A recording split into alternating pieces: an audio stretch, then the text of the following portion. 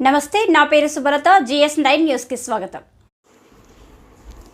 భద్రాద్రి కొత్తగూడెం జిల్లా పరిధిలో సోమవారం ఎమ్మెల్సీ ఎన్నికలు ఉదయం 8 గంటలకు ప్రారంభమై సాయంత్రం 4 గంటలకు ముగిశాయి.